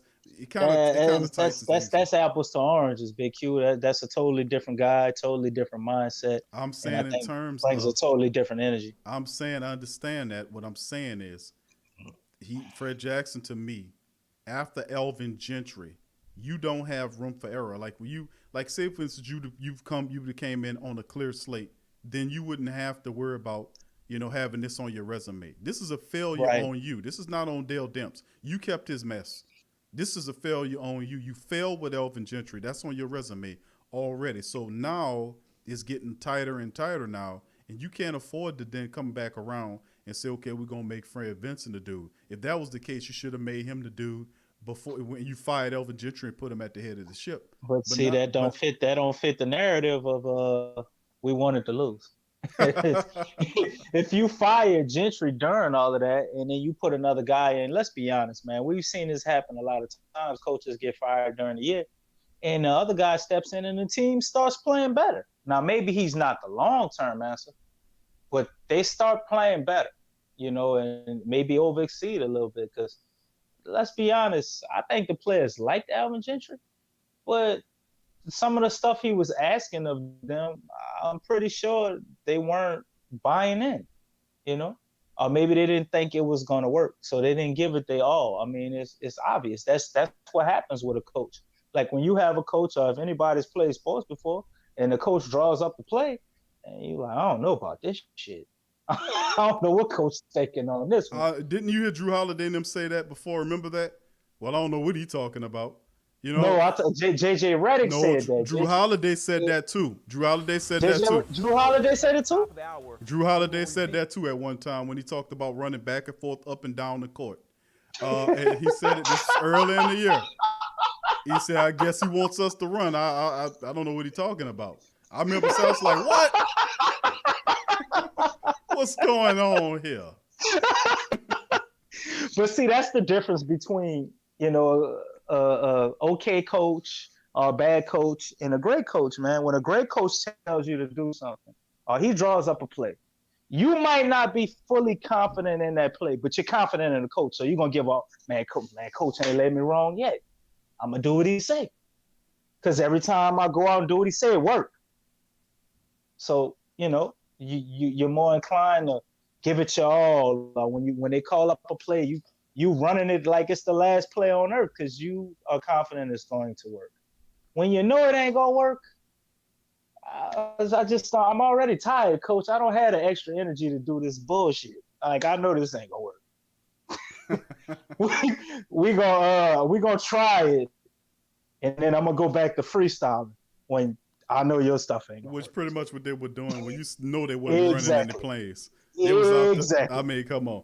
Okay, now this is Gentry. Just to go over one more time some of the stuff that he said during after when they were asked about the firing of Alvin Gentry. He says wins and losses had very little to do with this. Now, remember what DC's saying and what DC's throwing this out there. We just had this guy here. It's his first time showing up here. You know, he got the colorful glasses. He used to have hair. He shaved it all off. And he comes in like he's the savior, like I got the game plan. You know, so Shiny ball head too. Shiny, he could smack the back of it, smack the back of the head. It was so shiny. But he was the one that spoke to it. And let me read this here. He says the wins and losses had very little to do with this. DC, how dare you say that I'm that type of man? Wins and losses. That mean you weren't trying to win this year then? Listen, I'm Griffin, and I'm telling you what I know. The wins and losses had very little to do with this. This is really about the process. This dude went back into the Philadelphia 76ers mind frame. This is about the process. Trying to lose. Jaleel Okafor got nervous after he here, said man. that. After Jaleel Okafor said that, he got a little nervous. Oh, no, not the process again. Now this is about the shit. Well, I mean, you ain't tell us it was a perm, not David Griffin. Come on now. He said this is about the shared vision of how we're going to go forward and what this looks like as we build. What you talking about? What are you talking it's a perm, about? Big Q? It's a perm, bro. It's a bottom line. Thank you for calling the Pelican Post Game Report family. Who on the line? Oh, this is Freddie Hanna. Okay, one more time, my brother. You had a little noise behind you. Oh yeah. My name is Freddie Hanna. Freddie. And hold on. And my homie, he from New Orleans. He told me to call you. I think the Pelicans need to hire Fizdale as their coach. Okay. All right. That's He'll not a be a bad good idea. selection. He didn't do nothing with the Knicks because they didn't have nobody, but he did good with Memphis. They made the playoffs. So I think he can do about the same at that with New Orleans. Yeah, not too many people did good with the Knicks anyway, bro. They're a trash can of a team right now, and they own one of the worst in the league, bro. But I like Fizdale for his time in Miami. I know that's where he come from. And he took that Memphis job. He did really well. Then, something happened in Memphis. He got a raw deal there. He ended up in New York. I thought he can actually make that work. Dolan got in his way. That the guy's a moron, and he's on that. So I do left. He's one of my top 5 coaches, David Fizdale. And plus, you don't have to wait for the playoffs is over with to talk to him. Right? And no, you don't, because he ain't coaching right now. Correct. And he'll improve the Pelicans defense because he'll a defensive minded coach first. Right. Coming from Miami and all. Right. Yeah, I like Fizdale, bro. I agree with you. DC, what you think about Fred's comment about David Fizdale? I like Fizdale as well. I mentioned him on side of Lionel Hollins because he also went over there and continued that same grit and grind mindset. They weren't as successful, but they didn't have the same pieces either. But they were winning in Memphis, and I think he got a raw deal with the Knicks. Like you said, it's one of the most richest franchise in the NBA in all of sports, but it's probably the worst franchise. And the irony in that. So nobody succeeded over there. Hell, even Mark Jackson didn't succeed over there. So I think David Fizdale would also be a good choice. I definitely wouldn't be mad if we got him, man. I mean, he's been part of a championship team in Miami. Went over there, was doing this thing with that, and then he went on to Memphis, and he kept them continue that grit and grind and be in the playoffs. They were trying to elevate to the next level, getting rid of Hollins and bringing him in. He didn't quite do that, but he definitely maintained the ship, and they kept it going. So I think Fizdale would be a hell of an improvement over Alvin Gentry. Yeah, I do. Fizdale to me, this defense, bro. Defense first, and then offense off of defense. I love that mentality to work well with the Pelicans. They set up that way. We just had a clown of a coach who could not teach defense. He couldn't adjust to the younger guys. They didn't respect what he was doing because hell, he hadn't done anything. I mean, he won a championship as an assistant coach on somebody else's team. I mean, so he had a losing record as a head coach as a head coach a losing record. I mean, nobody. Come on, man. So I mean, I'm glad he's gone. He was a bad hire in the first place. They finally corrected it. They had several opportunities to fire this guy. He ran off 13 straight losses. What organization have you been at for 5 years? One out of 5 seasons, and we're currently on a 13-game losing streak. You don't get fired until after you miss the playoffs. 2 games you allow him to coach, and then you fire him on the weekend. This was absolutely insane. They should have been canned this guy, and we should have been moved on to somebody else. Yeah, but I think they want to. I think they didn't want to admit that they made a mistake by hiring him in the first place by getting rid of Monty Williams. Yeah, that's a part of it, Freddie. I mean, that goes way back when that was Dale Demps firing him, and Tom Benson told Dale Demps that he can keep the job if he got the team to the playoffs, and Monty did that. And then, of course, Monty and Dale Demps didn't like each other because Monty was hired by the former general manager that came in that was there before Demps was. Demps wanted to hire his own coach, took the opportunity to fire Monty Williams, and then when he gets an opportunity to hire his own coach, you know what who that moron chose? He, out of all the candidates, he talked to Stan Van Gundy.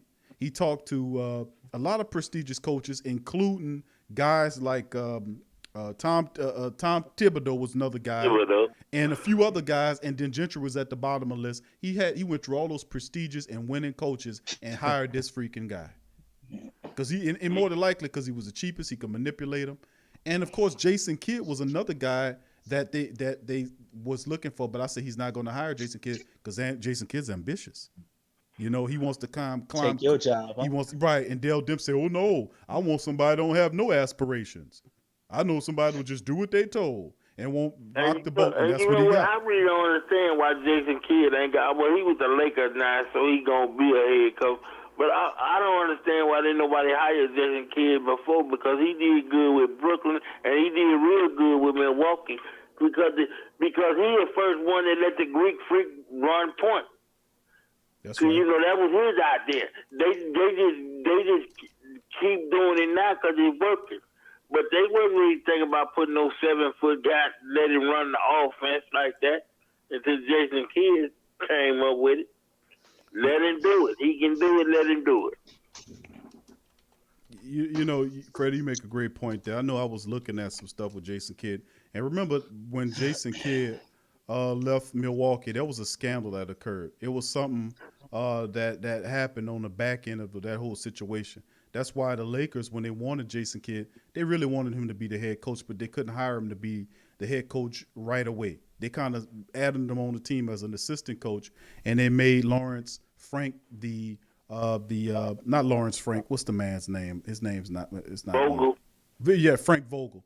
I say Lawrence Frank. Frank Vogel. Vogel. Yeah, Vogel is the coach there, and they kind of use him They have them the placeholder, but ultimately the job is for Jason Kidd. They're just kind of slipping them underneath there.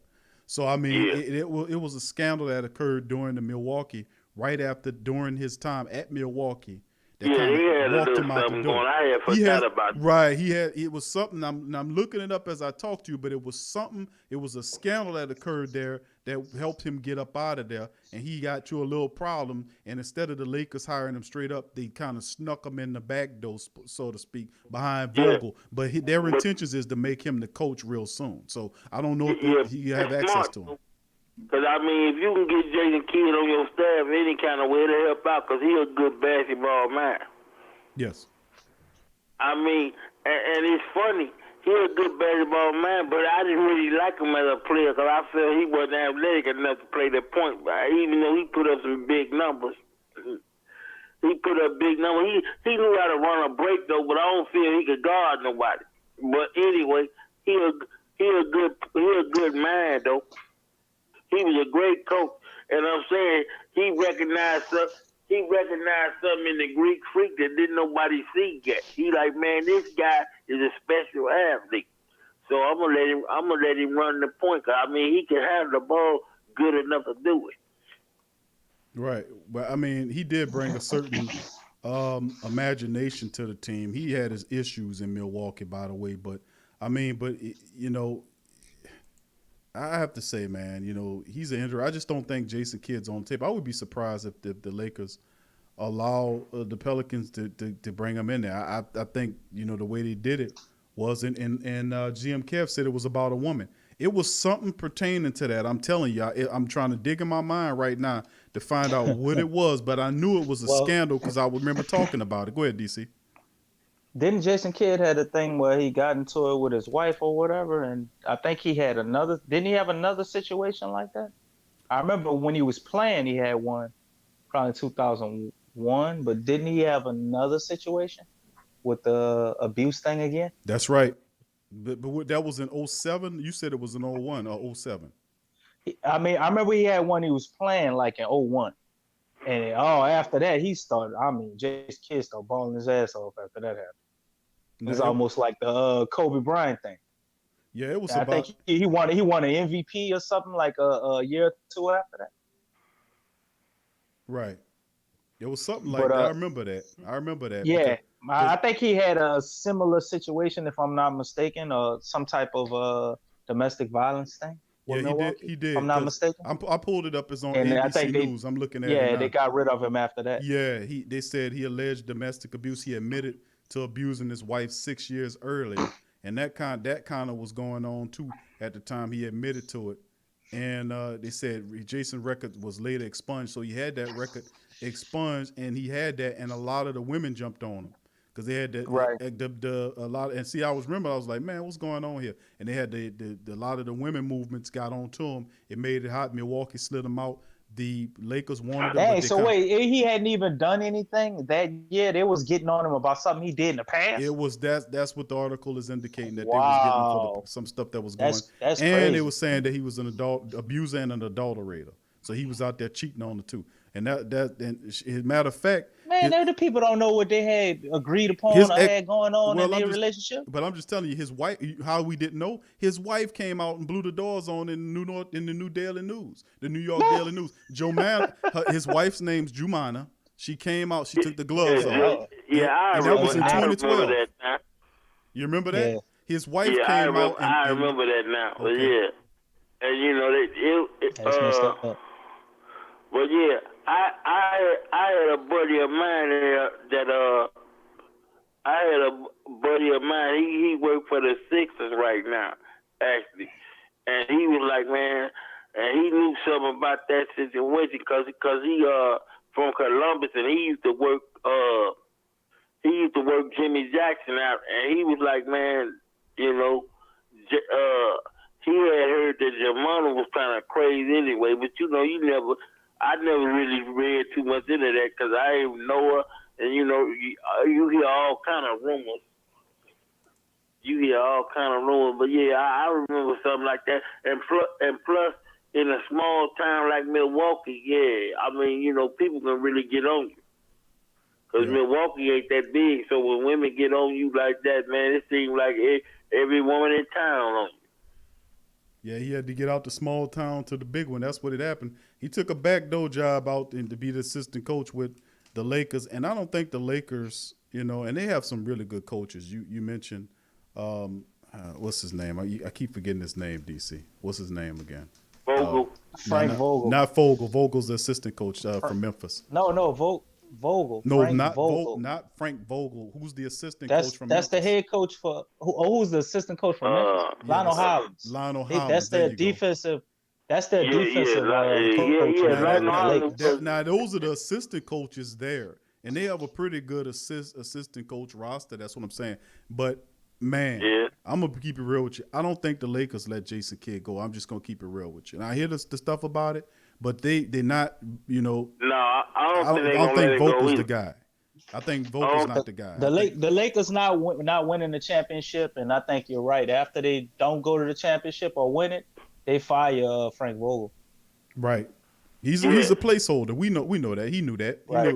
And you know what? I think they finna fire Frank Vogel after the Portland series because I think Portland gonna upset the Lakers because the Lakers is not playing any defense right now, and I don't think they can guard Lillard or McCollum. So how you gonna beat Portland if you can't guard them two guys? That's how I feel. I don't think they might not have. They might put LeBron on one of them, and Melo might go. Really, the only guy that that the Lakers got that I think that Portland cannot stop at all, contain is AD. I think they can contain LeBron better than AD.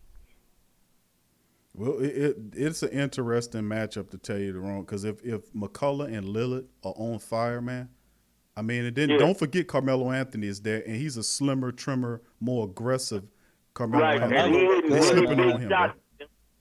He hitting really big shots for them right now. He hit one today. Yeah. That's a good point you just brought up. It seems like Melo hit at least one big shot a game for them. Like I say, he hit one today. And I'm just saying, with the personnel the Lakers have, once you get past LeBron James and Anthony Davis, I mean, them guys are Hall of Famers, of course. Once you get past them guys, I think that the Lakers got a G League roster. But really, look, you got Kentavious Pope, and you got a guy like Caruso that's got to play big minutes for the Lakers because of injury and guys opting out, because they really miss a guy like Avery Bradley, because Avery Bradley at least play defense. See? I don't think you're going to get no 60 points on Avery Bradley, but it's very possible that you can get 60, that Dame Lillard can get 60 points on Caruso. I'm not saying he will, but he has. He done did it 3 times this year. Against Caruso, he definitely can do it. Against Kentavious Pope, he definitely can do it. So they need to watch out. But the thing with Portland, they don't play any defense either. But I'm saying the Lakers can't guard the ball though. They haven't been stopping penetration. So I could just see McCollum and Lillard going wow. And if that happens, and like you say, you can't forget Melo, and they got Nurkic. They got a lot. Portland is deep. I hope that's exactly what happened. And plus, you got Danny Green playing the 3 spot. Man, that's a joke. Danny Green can't guard nobody. Go ahead, DC. What you think about what Freddie was saying, bro? I was talking. You ain't heard me? No, go ahead. Yeah, I was saying. I think he's absolutely right. Caruso is very overrated. I don't get the big deal with him. Why people always talking about Caruso at all? You don't like the ball? I don't think he worked. No. Man, Caruso is a G-League player. I think the Lakers had him on a 2-way deal, so he was halfway between the G-League and the NBA. Now he's with the big team. They need to send him back to the G-League with a one-way ticket. They need to reverse his 2-way deal, but they be acting like he got a twin professional coming at him now. Trust me, man, off the bench. Caruso is not prepared for Dame Lillard or C.J. McCollum at all. Matter of fact, you know, those guys are professionals, so they ain't gonna laugh at him first before they take him. But trust me, man, they want to. But that would help the Pelicans tremendously, man, because y'all got to remember we own the Lakers draft rights. Caruso got to guard anybody. Them tied up for a minute, so them guys. when we one thing I'm afraid of with Portland is that Lillard ain't got no backup, man. They be wearing Lillard out. But then again, he'll get easy points on the Lakers. Plus, he like to play in L.A. because he's from Oakland. So he going, you know, an Oakland kid love to show out against the Lakers. And he's done it before. Well, I mean, that is true. He definitely has the ball out. He has to go, you know, extreme every game to give him opportunity. But is he pissed off enough to do that? We'll see. DC, you said, go ahead and finish your comment, my friend. Yeah, I was basically saying I agree, and I hope that's exactly what happens, because that would destroy the Lakers, in my opinion. I think it would speed up the process of LeBron leaving, possibly going to the Knicks. There's a lot of rumors and stuff about that, you know. And if the Lakers knock them out in the first round, man, that collapses them, man. They're a failure. It would be a failure. Boy, that would be an epic failure. AD returning would be slim, because whatever happens, I don't care what happens. In some type of way, it's going to be Anthony Davis' fault. You watch. When they get to talking on TV, it's going to be Anthony Davis' fault if Portland beats the Lakers. Some type of way, they're going to blame him. They ain't going to put that on LeBron. And if they start doing that, I think that dude out of there, man. I would agree with him right there. They ain't gonna put it on there. They gonna put more of it on AD than LeBron. But really, I don't think it's gonna be AD fault because AD is the guy that they don't have a matchup for. Now Nurkic can score some points on him, but I mean AD is a great athlete. He gonna control Nurkic and he gonna get 30 a game. They got Hassan Whiteside. LeBron still gonna get his. What about Whiteside, Freddie? They got Hassan Whiteside, who's pretty good defender, and he coming off the bench, so he can come out there just to frustrate AD. That's all he got to do. Dwight Howard or JaVale McGee. See, I had forgot about him, but that's a good point. See, and he much better than both of them guys. See, the Lakers got a three-headed monster at center, but when you go to a small lineup, Dwight Howard's guard nobody, and JaVale McGee guard nobody. The only big guy that they have that can guard anybody in a small lineup is Anthony Davis. So I figure Anthony Davis might get wore out in this series just because he got to play too many minutes. Because I think Dwight Howard and McGee gonna be ineffective. Yeah, I mean, I don't think they're gonna be. They ain't gonna be effective at all. And I'm saying they go, but see, and the Lakers got a bad. See, and that's how I could tell the Lakers don't guard the ball good enough. See, because they get all them big guys, figure they can get some shot blockers, but you can't. Well, okay, they got shot blockers, but they can't block every shot, man.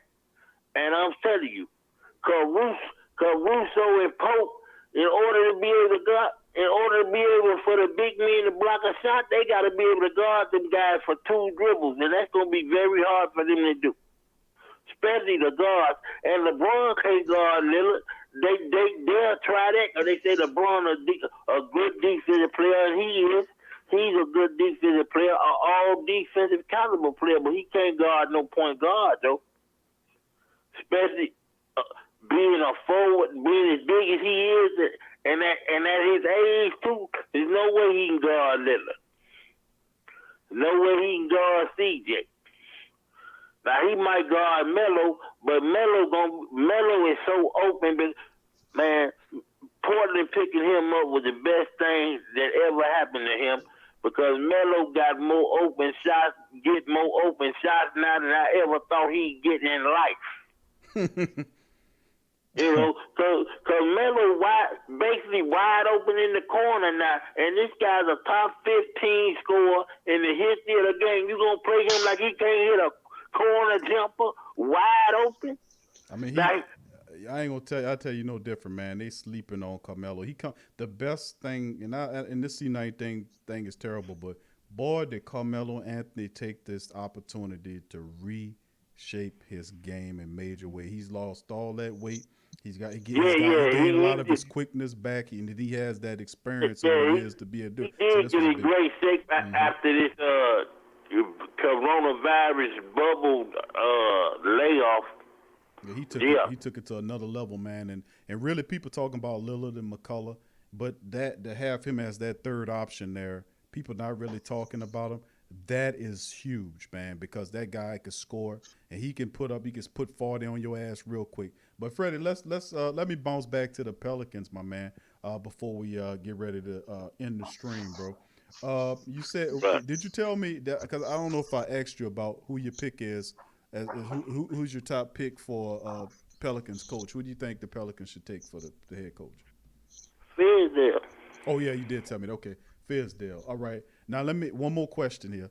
What do you think about Drew Holiday? Should we keep Drew Holiday as a team? Bring Fizdale in, let him teach his defensive principles. How you feel about Drew Holiday with the team going forward?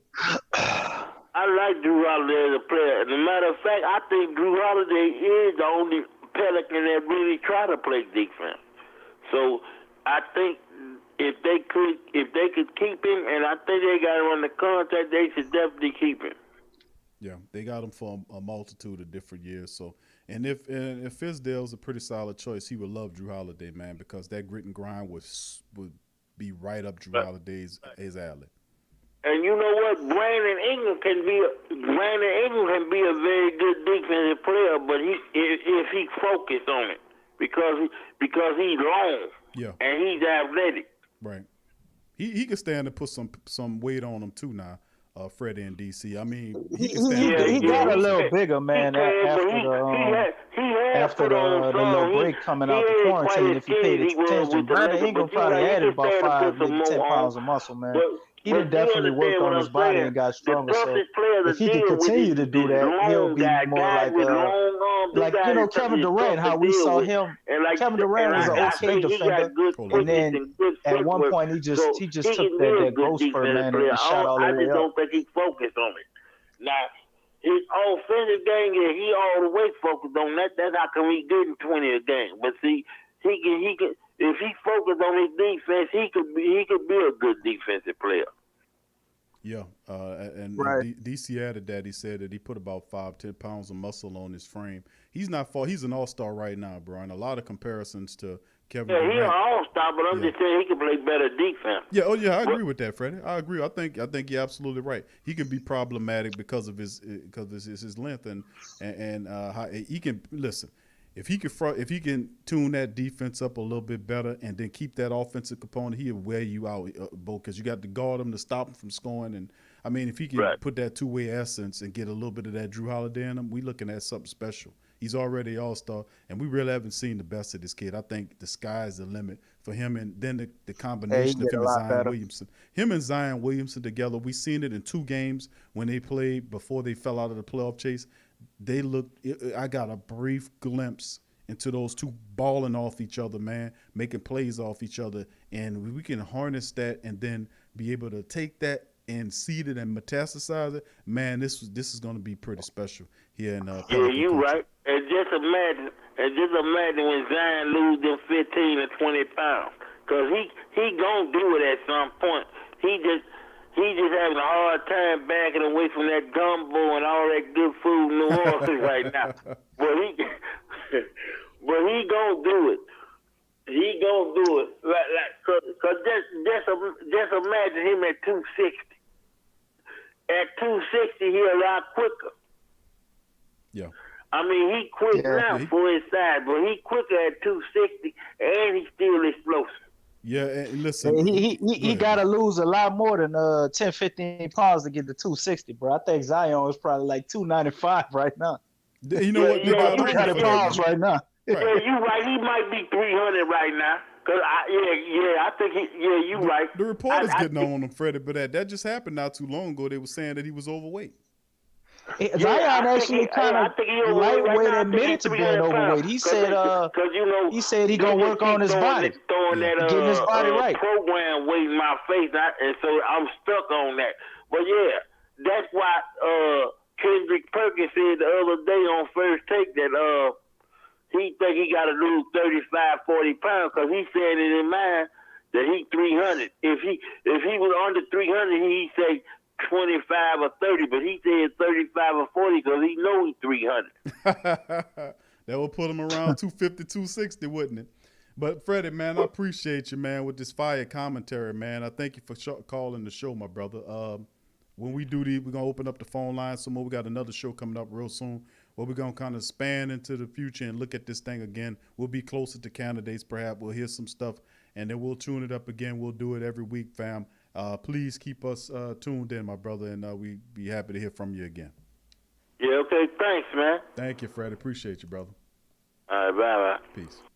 All right, that was Freddie there, man. Really good call there. A lot of great calls. DJ Trail, Van, and Freddie, man, putting in that passion, man, tonight on the Pelican Post Game Report.